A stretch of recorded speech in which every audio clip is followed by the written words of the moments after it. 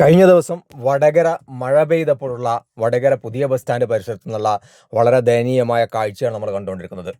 ലക്ഷക്കണക്കിന് രൂപയുടെ നാശനഷ്ടമാണ് വടകരയിലെ കച്ചവടക്കാർക്കുണ്ടായിരിക്കുന്നത്. കഴിഞ്ഞ കുറേ കാലമായി മുനിസിപ്പാലിറ്റി വടകര LDF കൈകാര്യം ചെയ്തപ്പോഴുള്ള ഒരു ദുർവിനിയോഗമാണ്.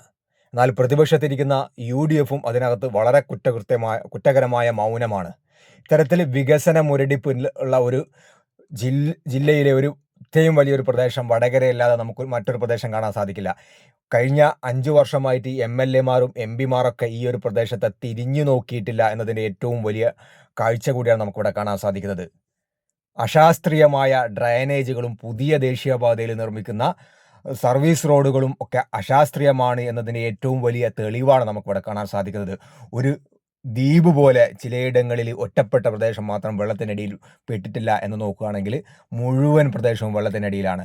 വടകരയെ സംബന്ധിച്ചിടത്തോളം, നാരായണ നഗരത്തെ സംബന്ധിച്ചിടത്തോളം, പുതിയ ബസ് സ്റ്റാൻഡിനെ സംബന്ധിച്ചിടത്തോളം താഴ്ന്ന പ്രദേശമാണ്.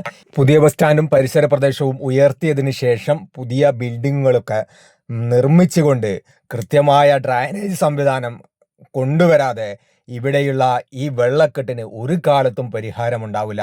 അതിന് ശാശ്വതമായ ഒരു പരിഹാരം ഉണ്ടാവേണ്ടത് പുതിയ ബസ് സ്റ്റാൻഡ് പ്രദേശങ്ങളിൽ ബിൽഡിങ്ങുകളും മറ്റു പ്രദേശങ്ങളൊക്കെ മാറ്റി നിർമ്മിക്കേണ്ടതുണ്ട്. പുതിയ സംവിധാനം കൊണ്ടുവരേണ്ടതുണ്ട്. കാലവർഷം ശരിക്ക് തുടങ്ങിയിട്ടില്ല, അപ്പോഴേക്കും വടകരയിലെ അവസ്ഥ ഇന്നലെ മണിക്കൂറുകളോളം ട്രാഫിക് ബ്ലോക്ക്. സാധാരണക്കാരൻ്റെ സ്വൈര്യ ജീവിതം നഷ്ടപ്പെടുന്ന രീതിയിൽ ചെറുതായി മഴയൊന്ന് സ്റ്റാർട്ട് ചെയ്തിട്ടേ ഉള്ളൂ. വടകര മുനിസിപ്പാലിറ്റിയിലെ പല പ്രദേശങ്ങളും വെള്ളക്കെട്ടിലാണ്, പല റോഡുകളും പൊട്ടിപ്പൊളിഞ്ഞ അവസ്ഥയിലാണ്. വടകര മുനിസിപ്പാലിറ്റിയുടെ പരിസര പ്രദേശങ്ങൾ ഉൾപ്പെടുത്തിക്കൊണ്ടുള്ള വലിയൊരു വിശാലമായ ഒരു വീഡിയോ തന്നെ ചെയ്യും. ഈ വീഡിയോ പരമാവധി നിങ്ങൾ ഷെയർ ചെയ്ത് സപ്പോർട്ട് ചെയ്യുക.